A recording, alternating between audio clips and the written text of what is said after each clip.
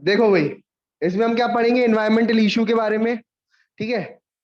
Environment सभी जानते हैं क्या होता है एनवायरमेंट, आसपास की प्रकृति। तो इसमें क्या क्या इशू आ रहे हैं, क्या क्या इसमें इशू है ना। जैसे क्या क्या इशू है, देखो सबसे पहले एक तो हवा में बहुत ज्यादा पॉल्यूशन है। क्या है, हवा में बहुत ज्यादा पॉल्यूशन है, इतना ज्यादा पॉल्यूशन है कि सांस नहीं लिया जा रहा है ना। यहाँ तक कि जो है कई बार ऐसा भी होता होगा, ग्वालियर में भी बहुत पॉल्यूशन है ना। कभी आप गाड़ी चला रहे हैं तो आपकी आंखें जलती होंगी, जलती है, मेरी तो जलती है भाई। ठीक है। तो ये पॉल्यूशन की वजह से हो रहा है। आपके जो है धुआं उड़ रहा है और आपकी आंखों से आंसू निकल रहे हैं, है ना। तो ये सब क्या है, ये एयर पॉल्यूशन है। ये क्या है, ये एयर पॉल्यूशन है। बहुत ज्यादा धुआं, स्मोक जो है, पूरा का पूरा। सबसे ज्यादा इसमें दिल्ली प्रभावित है ना। ग्वालियर भी प्रभावित है इक्वली, है ना। अब तो दिल्ली ने फिर भी ठीक कर लिया है, ग्वालियर ज्यादा प्रभावित हो रहा है। और इस एयर पॉल्यूशन से ताजमहल भी पीला पड़ता जा रहा है। ठीक है। तो ये बात ध्यान में रखना, ये एयर पॉल्यूशन के बारे में। वाटर पॉल्यूशन, वाटर पॉल्यूशन का मतलब ये है कि हम जो भी जो सीवेज है ना, जो भी वेस्ट मटेरियल सुबह सुबह हम हल्के होकर के आते हैं, उसका जो वेस्ट मटेरियल होता है वो हम कहाँ छोड़ देते हैं, रिवर वाटर में छोड़ देते हैं। कहाँ छोड़ देते हैं, रिवर वाटर में छोड़ देते हैं। जो इंडस्ट्रीज है, उन्होंने जो भी कुछ बनाना था बनाया, अपना काम किया। उससे जो गर्म पानी, केमिकल वाला पानी जो है, कहाँ छोड़ दिया उन्होंने, रिवर वाटर में छोड़ दिया। ये भी, उससे भी पॉल्यूशन हो रहा है। तो कौन सा हो रहा है ये, वाटर पॉल्यूशन। वहीं पर ही भैंसों को धुलवा रहे हैं, वो नदियों के आसपास ही, खुद ही धो रहे हैं कपड़े अपने, रिन साबुन से, है ना, रिम साबुन से। ठीक है। तो ये सारा का सारा क्या करा रहा है, वाटर पॉल्यूशन क्या करा रहा है, निर्मा से धो रहे हैं, वही इस्तेमाल कर रहे हैं अपन, है ना। विश्वास वहीं पे ही हो रहा है हमें। ठीक है। तो हम है, तो ये बात ध्यान रखना, ये सारा का सारा क्या कर रहा है, वाटर पॉल्यूशन फैला रहा है। क्या फैला रहा है ये, वाटर पॉल्यूशन फैला रहा है। ठीक है। तो आज मैं आपको क्या करने वाला हूँ, पूरी की पूरी आपको ये बेसिक पूरा का पूरा ये चार्ट है, ये एनवायरमेंटल इश्यू का, ये सारी चीजें एक एक करके हम डिटेल में पढ़ेंगे। तो ये कर लिया तो हमारा चैप्टर खत्म बस। ठीक है। तो मैंने पहले ही आपको माइंड मैप दे दिया अकॉर्डिंग टू नीट। ठीक है। अब देखना, वाटर पॉल्यूशन जो है होने के बाद फिर क्या हो रहा है, डिग्रेडेशन ऑफ सॉइल। सॉइल जो है वो खराब हो रही है। कैसे खराब हो रही है, सॉइल कैसे खराब हो रही है, बहुत सारे रीजंस हैं जिनकी वजह से सॉइल खराब हो रही है। जैसे हम उसमें केमिकल्स डाल रहे हैं, पेस्टिसाइड्स वगैरह डाल दे रहे हैं, है ना। तो जो है उससे सॉइल क्या हो रही है, खराब हो रही है। कई वेस्ट मटेरियल फेंक देते हैं, फेंकते हैं कि नहीं, उस पे आग लगा देते हैं सॉइल में। सॉइल में वेस्ट मटेरियल, प्लास्टिक वेस्ट वगैरह फेंक रहे हैं। ठीक है। तो सॉइल से खराब हो रही है, क्या हो रही है, सॉइल की क्वालिटी खराब हो रही है। वो अपन पढ़ेंगे कि कैसे सॉइल की क्वालिटी खराब हो रही है। ठीक है। फिर सॉलिड वेस्ट, देखो सॉलिड वेस्ट का मतलब क्या होता है, जो सॉलिड हो, जैसे प्लास्टिक हुई, प्लास्टिक जानते हो ना, प्लास्टिक, है ना। प्लास्टिक वगैरह जो आती है वो किस में आएगी, सॉलिड वेस्ट में आएगी। ठीक है। प्लास्टिक की बोतल हुई, ठीक है, प्लास्टिक की चीजें हुई, खिलौने, टूटे फूटे खिलौने हुए, अपन तो फेंक देते हैं कचरे में ही। टूटे फूटे जो है कार के पहिए, है ना, जो अपन खेलते थे बचपन में, मैगी वाली पीछे जाते थे ऊपर आगे जाती थी, है ना। तो वो जो थे वो सबके सब क्या हो चुके हैं। हमारे टाइम पे तो वो मिलती थी, मैगी वाली कार मिलती थी, मैगी के साथ फ्री मिलती थी। ठीक है। हमें तो आदत लगाने के लिए वो उन्होंने स्कीम चलाई थी कि मैगी, मैगी आप खाओ, उसके साथ आपको वाली कार मिलेगी, पीछे करो फिर आगे जाएगी। तुम लोगों को तो वैसी ही आदत लग गई, लत वैसी लग जा रही है तुम्हें, बुरी लत है ना, तुम लोग तो आदि ही हो। ठीक है। चलो भाई अब सुनो, तो वो जो वेस्ट है, टॉयज हुए, प्लास्टिक हुआ, ये सब क्या है, सॉलिड वेस्ट है। ये लोहा हुआ, कंकड़ हुए, सब क्या है, सॉलिड वेस्ट है। उसके बाद कौन से वेस्ट है, एग्रो केमिकल। एग्रो होता है आपका, एग्रो मतलब क्या होता है, एग्रो मतलब एग्रीकल्चर, बिल्कुल सही पहचाना, बिल्कुल। एग्रो मतलब एग्रीकल्चर, एग्रीकल्चर मतलब जब भी एग्रीकल्चर सोचते हो तो क्या याद आता है, किडनी, खेती, हाँ खेती, हाँ भाई खेती, है ना। तो खेती, खेती यानी प्लांट्स, क्या, प्लांट्स हमको याद आएंगे, प्लांट्स और केमिकल्स, प्लांट्स और केमिकल्स, वो हो जाएगा एग्रीकल्चर वेस्ट। मतलब प्लांट्स के ऊपर हम जो है बहुत सारे केमिकल्स छिड़कते हैं, छिड़कते हैं, प्लांट्स के अंदर बहुत सारे केमिकल्स छिड़कते हैं, जैसे पेस्टिसाइड्स, इंसेक्टिसाइड्स, ताकि उसके ऊपर जो है, जो ऊपर जो हर्बिसाइड्स, तो जो भी उसके जो एनिमल्स उसके ऊपर हैं, क्रॉप को जो खराब कर रहे हैं, ताकि वो चले जाए वहां से, है ना, और हमारा जो है पेस्ट फ्री हो जाए प्लांट। ठीक है। लेकिन यही केमिकल्स जो होते हैं पानी में मिल जाते हैं, और फिर किसी नदी किनारे निकल जाते हैं, तो फिर वही वो क्या बोलाते हैं, वाटर पॉल्यूशन। ये एक दूसरे से मिले जुले हैं, आपस में कहीं ना कहीं ये कोरिलेटेड है, याद रखना भाई। ठीक है। तो अब पेस्टिसाइड्स पानी में मिल जाएंगे तो पानी वाटर पॉल्यूशन हो जाएगा। पेस्टिसाइड्स अगर जो है अपने प्लांट्स को और हमारी ह्यूमन बॉडी को खराब करेंगे, है ना, तो वो जो है एग्रोकेमिकल वेस्ट हो जाएगा। रेडियो एक्टिव वेस्ट, कौन सा वेस्ट? Radio active waste. बताओ क्या समझ में आ रहा है रेडियो एक्टिव से?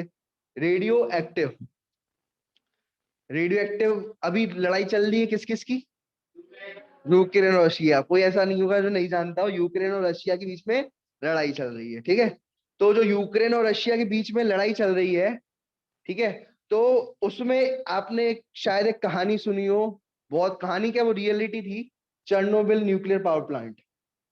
चर्नोबिल न्यूक्लियर पावर प्लांट अभी रशिया ने अपने अंडरटेक कर लिया है, ठीक है। अगर वो उसमें पहले ही विस्फोट हो चुका था, चर्नोबिल न्यूक्लियर पावर प्लांट में, वो ऐसा न्यूक्लियर पावर प्लांट था, उसमें विस्फोट हो गया था, और विस्फोट से जो है अभी तक कहते हैं कि अभी तक उसमें से रेडिएशंस आती है, अभी तक वो बिल्कुल अब एरिया बंदित है, ठीक है। यूक्रेन में आता है चर्नोबिल, ठीक है। तो वो अभी एरिया बंदित है, वहां कोई नहीं जाता, क्योंकि वहां से बहुत पावरफुल रेडिएशन आ रही है, और वहां से निकली रेडिएशन कहते हैं यूरोप तक, यूरोप के दूसरे नेशंस तक भी जाती है। तो इतना खतरनाक वो जो था न्यूक्लियर जो रेडियो एक्टिव वेस्ट होता है ना, जो रेडियो एक्टिव वेस्ट होता है इतना खराब होता है कि उसकी जो रेडिएशन होती है वो निकलती जाती है।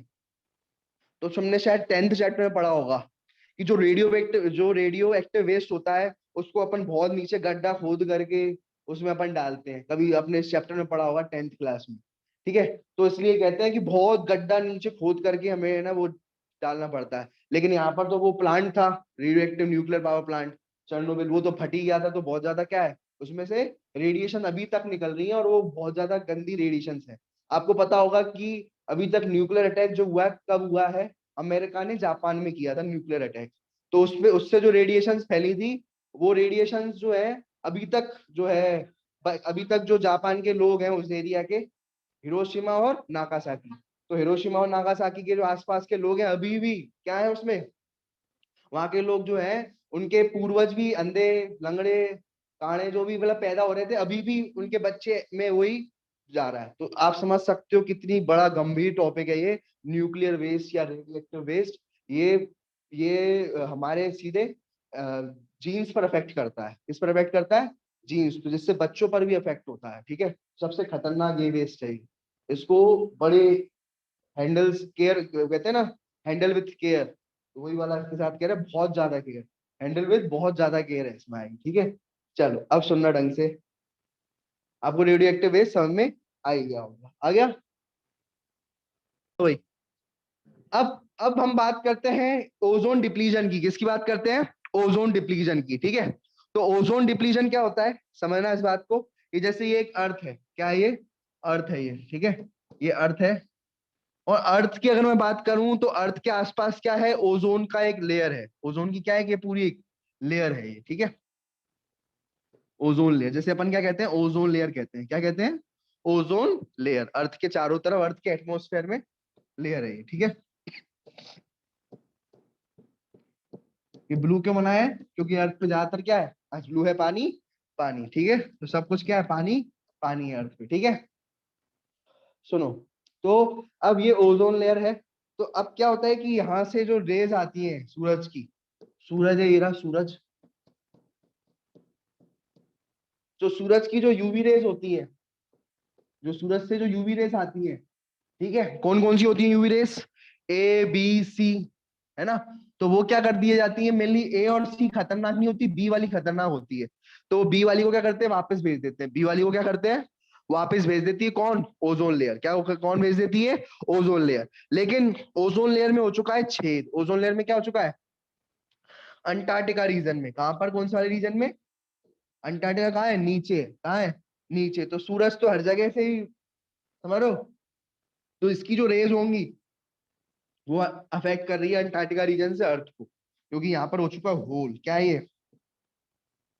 Whole in ozone, hole in ozone. तो ओजोन में होल हो चुका है। किसमें होल हो चुका है? तो एक छेद हो चुका है ओजोन लेयर में। तो उससे क्या हो रही है? जो भी हार्मफुल यूवी रेज होती है, यूवी रेज से क्या होता है? यूवी रेज से होता है कैंसर। यूवी रेज बोली भी कौन सी वाली? बी वाली, ए वाली, सी वाली? बी वाली, वाली में से, है ना। बी वाली में से क्या हो रहा है? कैंसर हो रहा है। क्या हो रहा है? कैंसर हो रहा है। तो यहाँ जो भी ये यूवी बी आएगी ये इधर वाले लोगों को, यहाँ पर भी लोग होंगे, ठीक है। ये देखो इनके बाल उड़े उड़े हुए बहुत लोग हैं, तो उनको क्या कॉज हो सकता है, कैंसर हो सकता है। लेकिन ठीक है, अब ये ओजोन जो है क्यों हो रही है, होल क्यों हो रहा है ओजोन लेयर में, ओजोन लेयर में होल क्यों हो रहा है, क्योंकि क्योंकि जो हम यूज कर रहे हैं गैसेस गंदी गंदी, ठीक है, जैसे क्लोरोफ्लोरोकार्बन, क्लोरोफ्लोरोकार्बन जो कि कहाँ से निकलती है, एसी में से, और कहाँ से निकलती है, फ्रिज में से। तो वो जो है क्या कर रही है, इसको ओजोन को तोड़ रही है, वो ओजोन को क्या कर रही है, तोड़ रही है। और ओजोन टूटेगी तो यूवी रेस आएंगी, यूवी रेस आएंगी तो क्या होगा, कैंसर होगा। ये बात ध्यान में रखना, कौन सी वाली यूवी रेस, ए बी और सी। ए आने दो कोई दिक्कत नहीं है, सी आने दो कोई दिक्कत नहीं है, अगर बी आएगी तो वो दिक्कत करेगी। वो यूवी वाली बी क्या करेगी, यूवी बी कैंसर कॉज करेगी। कौन सा कैंसर कॉज करेगी, स्किन कैंसर, आई का कैंसर, ठीक है, ये क्या करेगी, कॉज करेगी, ठीक है। आई बात समझ में। मोतियाबिंद आइस में क्या कर देगी, मोतियाबिंद नाम सुना है, तो आइस में क्या करेगी, मोतियाबिंद कर देगी, स्किन में क्या कर देगी, कैंसर कर देगी, ठीक है। इसलिए ये ओजोन लेयर बहुत ही प्रोटेक्शन की लेयर है। कौन सी वाली लेयर है, प्रोटेक्शन वाली लेयर है। तो ये है ओजोन लेयर के बारे में, किसके बारे में, ओजोन डिप्लीशन के बारे में। अब अपन पढ़ेंगे डिफॉरेस्टेशन। क्या पढ़ेंगे, डिफॉरेस्टेशन। डिफॉरेस्टेशन का मतलब क्या होता है, कटिंग ऑफ ट्रीज, है ना, पेड़ काट रहे हैं हम, ठीक है, आरी बात से हम हत्या कर रहे हैं पेड़ों की, है ना, उससे क्या क्या होगा, उससे पाप पड़ेगा, ठीक है। और क्या होगा, पाप के अलावा और क्या पड़ेगा, ठीक है। एक तो मेन है कि जब हम पेड़ पेड़ काटेंगे तो उस पेड़ जो होते हैं वो क्या करते हैं, मेनली पेड़ क्या करते हैं, CO2 लेते हैं और क्या छोड़ते हैं, ऑक्सीजन छोड़ते हैं।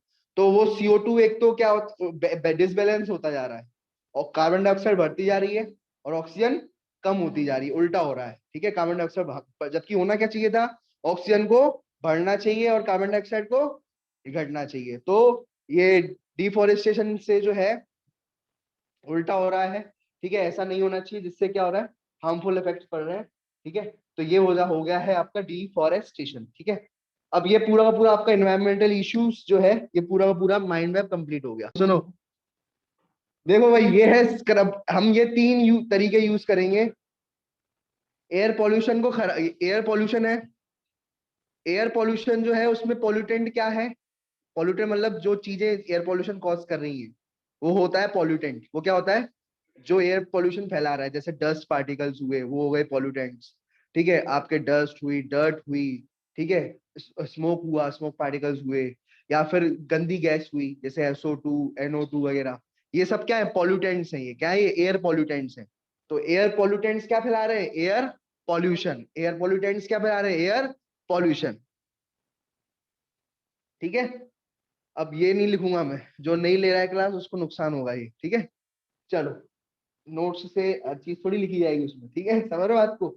चलो अब देखो, अब अपन पढ़ेंगे स्क्रबर। क्या पढ़ेंगे, तो ये तीन तरीके हैं जिससे आप जो है एयर पोल्यूशन को कम कर सकते हो। कौन कौन से तरीके हैं, स्क्रबर, इलेक्ट्रोस्टैटिक प्रेसिपिटेटर और catalytic converter. Scrubber, electrostatic precipitator और कैटालिटिक कन्वर्टर, एक एक करके इसको पढ़ेंगे, ठीक है, देखते जाना भाई। देखो, ये है स्क्रबर। ये क्या है, स्क्रबर। स्क्रबर में क्या होता है कि यहाँ से निकलेगा पानी, क्या निकलेगा, पानी कहो या फिर कहो नींबू पानी कहो, है ना, या फिर पानी कहो या फिर नींबू पानी कहो, यहाँ से हम निकालेंगे और इस वाले पाइप से एयर डालेंगे। एयर में क्या थी, गंदी गैस थी, SO2 थी। कौन सी गैस थी, गंदी गैस थी, SO2। अब ये एयर जो है, सुनो, यहाँ से जो है क्या जाएगी, एयर जाएगी यहाँ से ऊपर की तरफ जा रही है, यहाँ से निकल रही है यहाँ से एयर, ठीक है। लेकिन इसमें क्या नहीं है, SO2 नहीं होगी। क्या नहीं होगी, क्योंकि जो भी SO2 होगी वो इस लाइम वाटर के साथ रिएक्ट करके नीचे आ जाएगी। कहाँ जाएगी, समझ में आया। तो जो भी SO2 होगी वो स्लाइम वाटर के साथ रिएक्ट करके क्या हो जाएगी, वो नीचे आ जाएगी। आ रही बात समझ में, ठीक है। तो ये जो SO2 के साथ रिएक्ट करके जो ये लाइम वाटर के साथ या वाटर के साथ रिएक्ट करके SO2 नीचे आ जाएगी, ठीक है। जैसे पानी के साथ SO2 क्रिएट करके H2SO4 वगैरह बना देगी और फिर वो नीचे आ जाएगी, ठीक है। बाकी जो शुद्ध हवा होगी वो यहाँ से निकलेगी ऊपर से, शुद्ध हवा ऊपर से निकलेगी। इसे कहते हैं अपन स्क्रबर। इस मेनली किस काम में आता है स्क्रबर, SO2 रिच एयर के लिए, SO2 रिमूव करने के लिए। SO2 रिमूव करने के लिए क्या काम आ रहा है, स्क्रबर।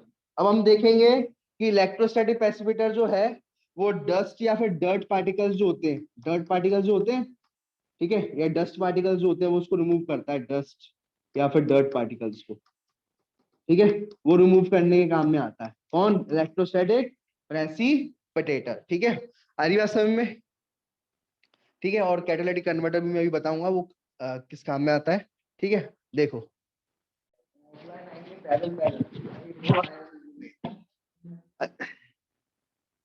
चलो अब सुनो ढंग से जरा,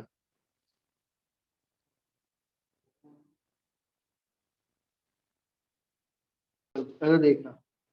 देखो ये है आपका इलेक्ट्रोस्टैटिक प्रेसिपिटेटर। क्या है ये? इलेक्ट्रोस्टैटिक प्रेसिपिटेटर, इलेक्ट्रोस्टैटिक प्रेसिपिटेटर है ये, ठीक है। मैंने बताया था ना तीन होते हैं, ठीक है, स्क्रबर, इलेक्ट्रोस्टैटिक प्रेसिपिटेटर और जो है आपका कैटालिटिक कन्वर्टर। तो ये आपका इलेक्ट्रोस्टैटिक प्रेसिपिटेटर है ये, ठीक है, इलेक्ट्रोस्टैटिक प्रेसिपिटेटर, इलेक्ट्रोस्टैटिक प्रेसिपिटेटर, ठीक है, ये इलेक्ट्रोस्टैटिक प्रेसिपिटेटर है। तो क्या होता है इसमें, समझने की कोशिश करना कि इसमें अगर हम देखें तो ये आपको क्या दिख रही है, ये क्या दिख रही है अपन को? वायर्स दिख रही हैं, और इनके अंदर 1000 वोल्टेज जो है करंट बहता है, इलेक्ट्रिसिटी बहती है। ये नॉर्मल इलेक्ट्रिसिटी नहीं है ये, समझ रहे हो बात को? ये नॉर्मल इलेक्ट्रिसिटी नहीं है कि अपन ने जरा सा करंट आ गया और कोई दिक्कत नहीं है। इनको आप एक बार टच भी हो गया ना तो जल के राख उसी समय समय। तो बड़ी खतरनाक इलेक्ट्रिसिटी है, इतनी ज्यादा इलेक्ट्रिसिटी की है कि इस वायर में नहीं आ पा रही है, इस वायर से भी इलेक्ट्रॉन्स निकल रहे हैं, बाहर भी निकलने लग रहे हैं इलेक्ट्रॉन्स। तो समझ सकते हो कि कितना 1000 वोल्टेज वो हो रहा है, इसके अंदर फ्लो हो रहा है, ठीक है। तो इसमें से इलेक्ट्रॉन्स निकल रहे हैं, क्या निकल रहे हैं? इलेक्ट्रॉन्स निकल रहे हैं इसके अंदर। इलेक्ट्रॉन्स इन वायर्स में से निकलने आ गए, इतनी तेजी से बह रहे हैं कि जैसे होती है ना भगदड़ बहुत तेजी से मचती है, तो लोग इधर उधर जो है निकलने लगते हैं, जगह से निकलने की जगह कोई कूद के निकल रहा है, कोई कहीं से निकल रहा है। तो यहाँ से भी कूद कूद करके इलेक्ट्रॉन जो है निकलने लग रहे हैं, क्योंकि प्रेशर बहुत तेज है, भगदड़ बहुत तेज है, प्रेशर बहुत तेज आ रहा है ना। तो ये इसे कहते हैं कोरोना डिस्चार्ज। जब इलेक्ट्रॉन्स वायर में से निकलने लग जाए बाहर तो इसे क्या कहते हैं? Corona discharge. तो ये कहलाया जाएगा कोरोना डिस्चार्ज। तो ये कोरोना डिस्चार्ज से, और ये है येलो कलर की, देख लो येलो कलर की, ये एयर है। ये येलो कलर की क्या है? ये एयर है। इसके अंदर पार्टिकल्स है, आप पार्टिकल्स देख रहे हो बड़े बड़े, इन्हें कहते हैं डस्ट पार्टिकल्स। क्या कहेंगे? डस्ट पार्टिकल्स, ठीक है, ये डस्ट पार्टिकल्स है। हमने गंदी डस्ट पार्टिकल्स वाली एयर डाली और हमने अच्छी क्लीन एयर हमने निकाली विथआउट डस्ट पार्टिकल्स की। तो इसमें डस्ट पार्टिकल्स कहाँ गए? वो डस्ट पार्टिकल्स जो थे उनके साथ क्या हुआ कि ये जो कोरोना डिस्चार्ज से जो इलेक्ट्रॉन्स निकले थे, वो डस्ट पार्टिकल्स के साथ क्या आ गए? इलेक्ट्रॉन्स आ गए। क्या कोरोना डस्ट पार्टिकल्स के साथ क्या आ गए? इलेक्ट्रॉन्स आ गए। डस्ट पार्टिकल के साथ इलेक्ट्रॉन्स आ गए, तो यानी डस्ट पार्टिकल्स क्या हो गए? अब चार्ज हो चुके हैं। ये क्या हो चुके हैं? ये कहलाए जाएंगे चार्ज डस्ट पार्टिकल्स। क्या कहलाए जाएंगे बेटा? ये चार्ज डस्ट पार्टिकल्स। अच्छा, आप चार्ज बता सकते हो डस्ट पार्टिकल्स का कौन सा होगा? कौन सा होगा डस्ट पार्टिकल्स का चार्ज, बता सकते हो? तो डस्ट पार्टिकल्स का चार्ज कैसा है? नेगेटिव चार्ज, क्योंकि इलेक्ट्रॉन्स है ना। तो ये कह रहा कैसा चार्ज फैला है माना जाएगा? ये नेगेटिव चार्ज माना जाएगा। कैसा चार्ज माना जाएगा? नेगेटिव चार्ज माना जाएगा इस डस्ट पार्टिकल्स का। ठीक है, क्लियर है, समझ में आया? समझ में आ गया? तो ये बात ध्यान में रखना, भी नेगेटिव चार्ज है। लेकिन आप ये प्लेट देख रहे हो, प्लेट जो है ये कैसी होंगी? आप सोच सकते हो कैसी होंगी ये? है पॉजिटिव। तुम सोच रहे होगे ये पॉजिटिव होगी, नेगेटिव होगी तभी ये चिपक गए होंगे, लेकिन नहीं। ये है, इनका चार्ज है जीरो। क्या है? जीरो वोल्टेज है, क्योंकि ये ग्राउंडेड प्लेट्स है। क्या है ये? जब आपने देखा होगा जब भी ग्राउंडेड प्लेट्स होती हैं तो वो क्या हो जाता है? जीरो हो जाता है। ग्राउंडेड की वजह से ग्राउंड जो होता है जीरो कर देता है। पता है ना, आप कभी भी ग्राउंड कर दोगे, आपने इलेक्ट्रिसिटी चैप्टर में पढ़ा होगा फिजिक्स में, तो वो जीरो हो जाता है ना। हमने तो यही पढ़ा, कि तुमने क्या पता पढ़ा, हमें नहीं पता, है ना। ठीक है, तो वो जीरो, इसका जीरो हो गया। आप बोलोगे जीरो के साथ इलेक्ट्रॉन्स कैसे आ रहा है, चिपक रहा है? जीरो के साथ इलेक्ट्रॉन्स कैसे चिपक रहा है? भैया एक जीरो भी इलेक्ट्रॉन से तो पॉजिटिव में ही है, जब आप इलेक्ट्रॉन्स को दोगे तो नेगेटिव ही है। और जीरो, जीरो जो है बड़ा है, यानी थोड़ा पॉजिटिव ही है। समझ रहे हो बात को? जब आप इलेक्ट्रॉन, ये नेगेटिव चार्ज है, ठीक है, ये जीरो है, फिर आता है पॉजिटिव चार्ज, ऐसे लाइन आती है। तो ये ऐसे अगर हम देखेंगे तो ये चीज पॉजिटिव होगी ना इसके रिस्पेक्ट में, तो ये नेगेटिव तो इसके रिस्पेक्ट में, तो ये चीज पॉजिटिव होगी और फिर ये और ज्यादा पॉजिटिव होगी। समझ पा रहे हो इस बात को?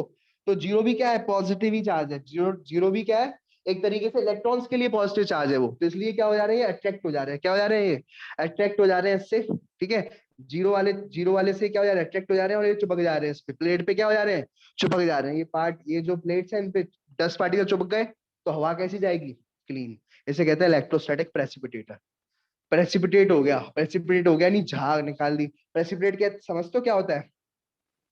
पहले इसका नाम इलेक्ट्रोस्टैटिक प्रेसिपिटेटर ही क्यों रखा, इसका नाम कल्लू, लल्लू, ठीक है, ठीक है, सोनू क्यों नहीं रखा, सोनू क्यों नहीं रखा, ठीक है।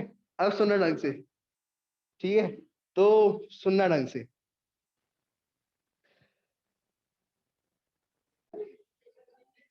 चलो चलो चलो, अब सुनो ढंग से, देखो देखो,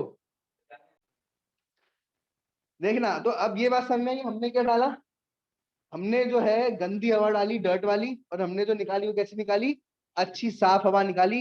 इसका नाम इलेक्ट्रोस्टैटिक प्रेसिपिटेटर क्यों रखा, ठीक है, कल्लू लल्लू नहीं रखा। क्यों रखा, क्योंकि देखो इसमें इलेक्ट्रोस्टैटिक, इलेक्ट्रिसिटी लग रही है ना, चार्जेस वगैरह, है ना। और प्रेसिपिटेट का मतलब होता है कि जो है सेपरेट कर देना, प्रेसिपिटेट कर देना। जैसे हमें अगर दूध से मलाई निकालनी होती है, तो हम चर्निंग प्रोसेस से ऊपर मलाई को ले आते हैं, उसे कहते हैं प्रेसिपिटेट कर देना, झाग बना देना। ऐसे ही हमने भी क्या कर दिए, किसकी झाग बना दी है, 10 पार्टिकल्स के ऐसे झाग बना दिए, तो वो सेपरेट हो चुके हैं, बाकी क्लीन एयर जा रही है, इसलिए इसका नाम रखा गया इलेक्ट्रोस्टैटिक प्रेसिपिटेटर। बाकी इस ग्रामर को तो आपको याद करना पड़ेगा, ठीक है।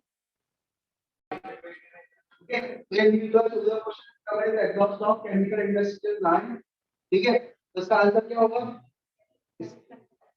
सल्फर क्या रिमूव करता है, सल्फर डाइऑक्साइड। आपको पता है कि इलेक्ट्रो प्रेसिपिटेटर क्या रिमूव करता है, 10 पार्टिकल की बात है। और मैं अभी आपको कैटालिटिक कन्वर्टर को नेक्स्ट टर्म से पढ़ेंगे, ठीक है भाई।